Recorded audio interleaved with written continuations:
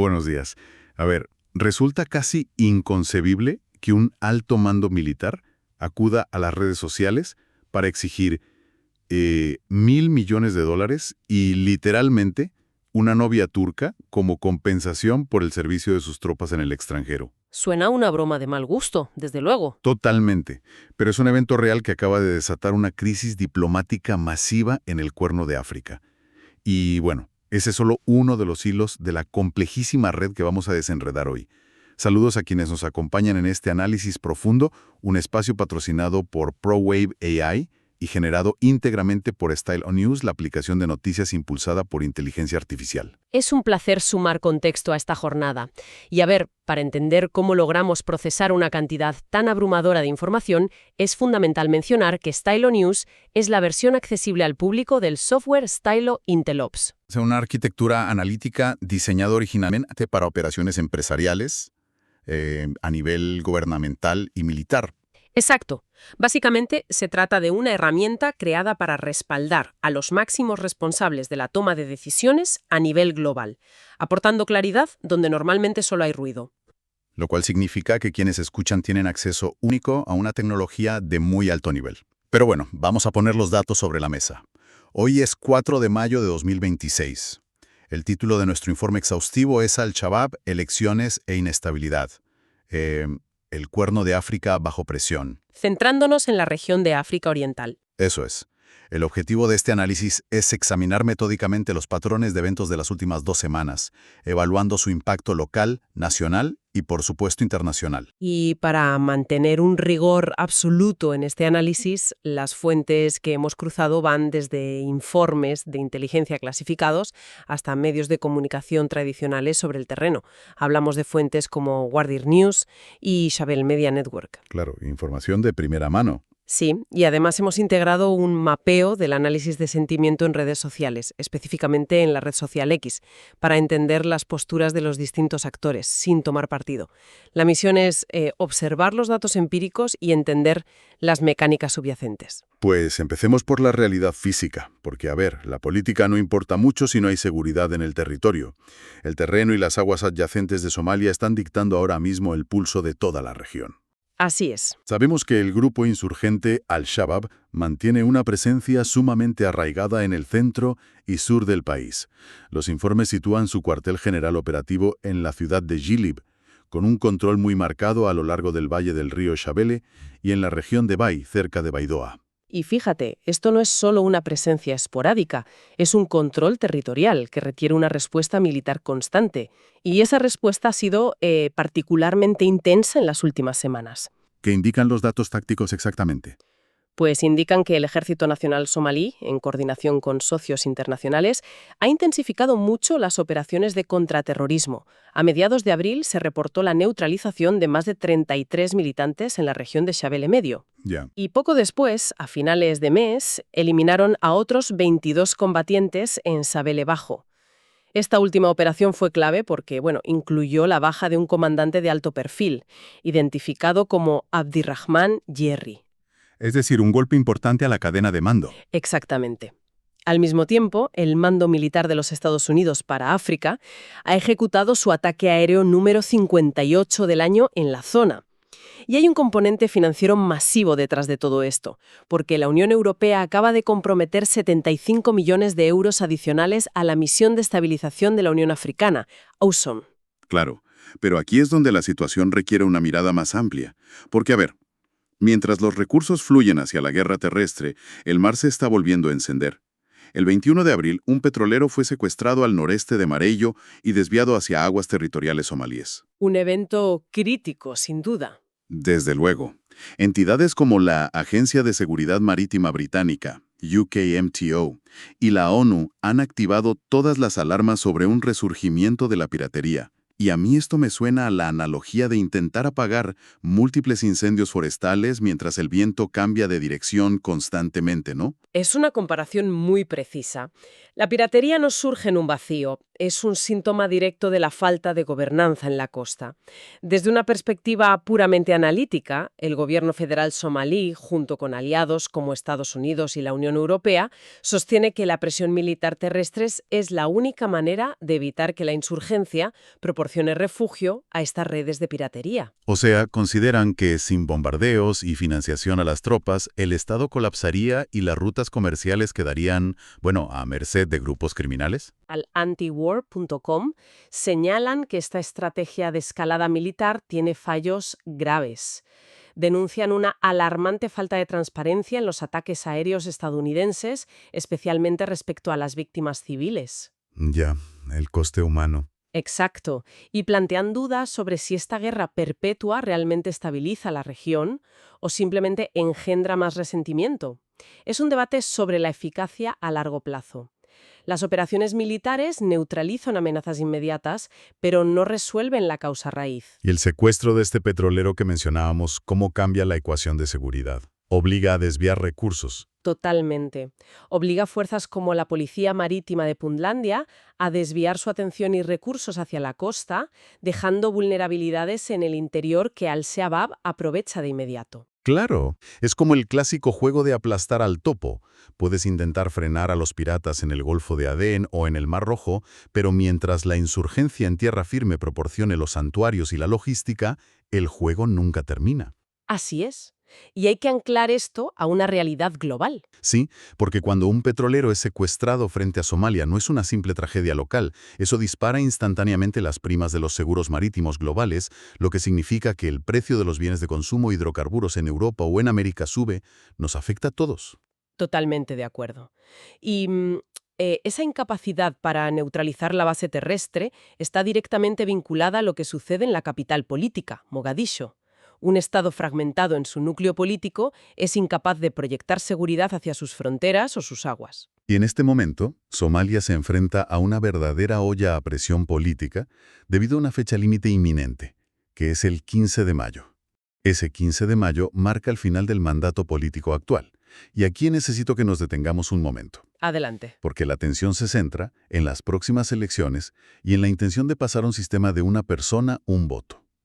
Para cualquier observador externo, implementar el sufragio universal directo suena a progreso absoluto, al pilar básico de la democracia. ¿Por qué intentar establecer elecciones democráticas directas? ¿Está a punto de provocar un estallido de violencia? Es una excelente pregunta. La respuesta es que la teoría democrática choca de frente con la realidad sociológica somalí. Históricamente, el equilibrio de poder en Somalia se ha mantenido mediante un sistema de votación indirecta, basado en una compleja fórmula de representación de clanes. Claro, un sistema de cuotas. Exacto. Este sistema asegura que las distintas facciones tengan una cuota de poder pactada, evitando que un solo grupo monopolice el Estado.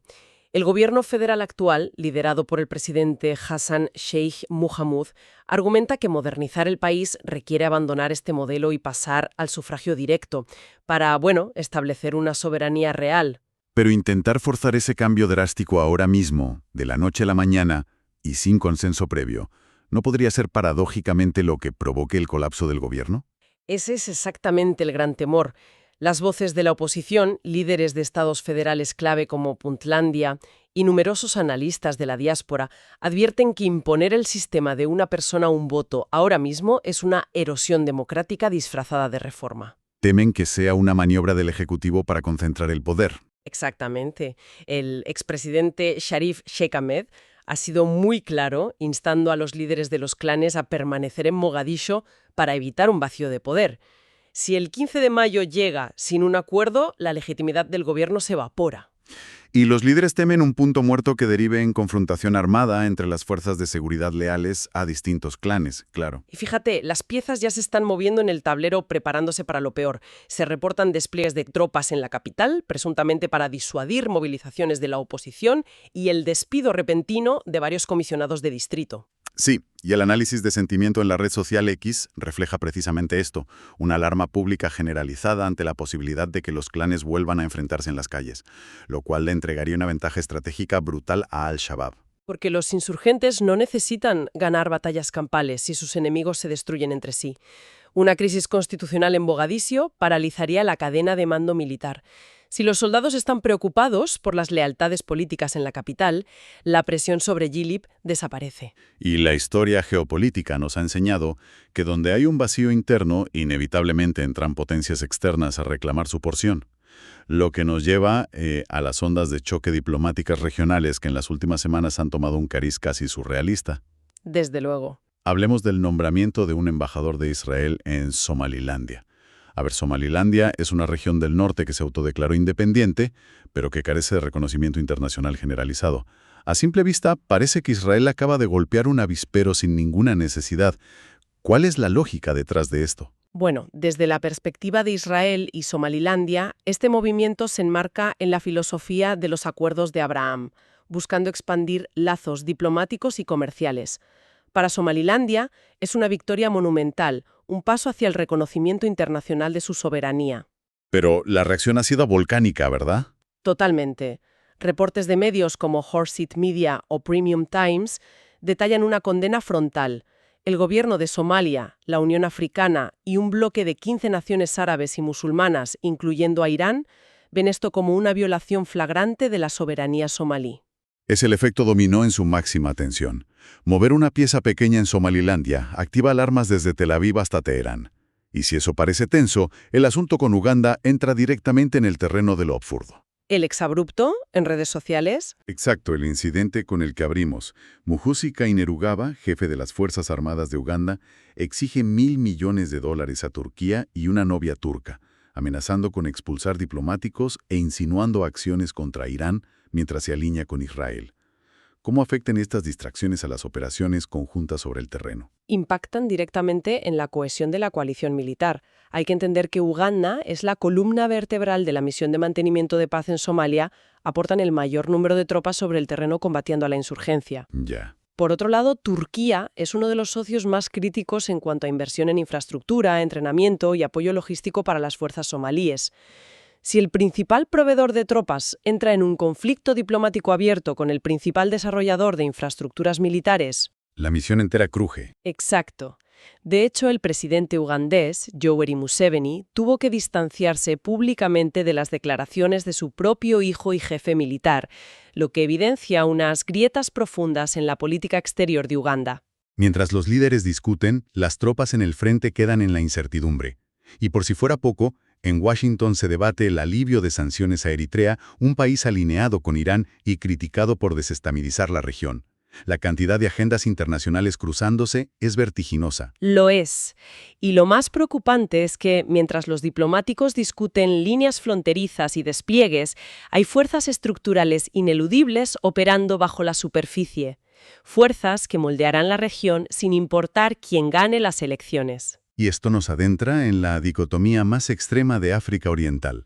Por un lado, tenemos las alertas de la ONU sobre un deterioro de la seguridad alimentaria, con una hambruna inminente acechando Somalia. Y a esto se suman unas inundaciones severas por lluvias estacionales que azotan Mogadiscio y las zonas costeras de Kenia. Claro. El clima es un multiplicador de amenazas. Destruye los medios de subsistencia agrarios, facilita el reclutamiento por parte de insurgentes y obliga a desviar fondos de defensa hacia la respuesta de emergencias humanitarias. Pero luego miramos hacia la otra cara de la moneda y el contraste es casi mareante. En medio de esta crisis, Kenia, impulsada por figuras como el enviado especial Philip Tigo, está liderando activamente la adopción de inteligencia artificial en la región, expandiendo su red de energía geotérmica. Sí, en áreas como el Parque Nacional Hell's Gate. Exacto. Y también hay desarrollos deportivos a escala masiva. Se acaba de confirmar el calendario para la Copa Africana de Naciones 2027, la AFCON. Así es, aunque la ejecución refleja las desigualdades regionales. Mientras Tanzania parece ir a tiempo, los informes indican retrasos severos en la infraestructura de Kenia y Uganda, lo que obliga a considerar a Sudáfrica y a Ruanda como alternativas. Y la gran pregunta que surge al ver este panorama es, ¿cómo se equilibra algo así? ¿Cómo puede un Estado aspirar a liderar en inteligencia artificial o albergar la AFCON cuando al mismo tiempo sufre inundaciones masivas e insurgencias armadas? Bueno, la realidad operativa de estos gobiernos se basa en una estricta compartimentación.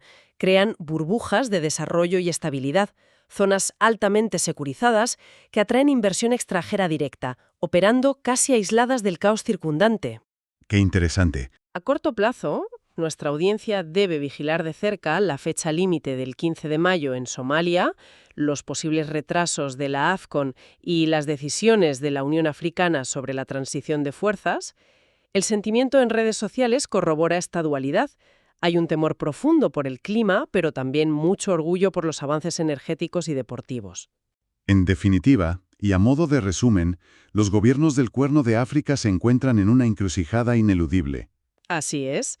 O permiten que la fragmentación actual siga su curso, aislando sus proyectos de desarrollo de las crisis de seguridad, o forjan una integración regional verdadera, diplomática y militar, que estabilice el territorio en su totalidad. Y bueno, dejando a un lado la formalidad y la corbata de presentador por un momento, cerramos el análisis técnico de hoy. Para quienes buscan una manera de procesar eventos geopolíticos tan complejos sin sentirse completamente perdidos, Stylo News es la clave. Es una aplicación para teléfonos móviles y ordenadores que podéis descargar y personalizar. Lo cual es tremendamente útil. Totalmente. Toma cientos de fuentes de noticias tradicionales, las combina con el flujo de información de la red social X y genera informes al estilo de inteligencia impulsados por IA. Así que os animo a suscribiros en www.stylonews.com para obtener noticias a la carta. La capacidad de distinguir la señal dentro del ruido informativo es vital hoy en día. Ha sido un privilegio desgranar este escenario tan complejo. El privilegio es compartido, de verdad. Agradecemos enormemente que nos hayáis acompañado en este análisis profundo. Recordad que podéis proponer nuevos temas para futuros episodios y seguir a Stylo News en vuestras redes sociales favoritas. Así es. Pero antes de despedirnos definitivamente, quería dejar un último pensamiento. Algo que no hemos tocado hoy, pero que da que pensar. Hemos hablado de clanes fracturando gobiernos, vecinos rompiendo lazos, coaliciones agrietándose. Sí. Pues bien, la comunidad científica ha confirmado recientemente que la propia estructura geológica del continente de África Oriental se está dividiendo físicamente, separándose milímetro a milímetro, para formar, dentro de millones de años, un nuevo océano. ¡Wow! Resulta inquietante pensar si toda esta extrema fragmentación política, diplomática y social que vemos hoy es un reflejo sociológico de la misma tierra que se está partiendo bajo sus pies. Ahí lo dejo, para que le deis una vuelta. Hasta el próximo análisis.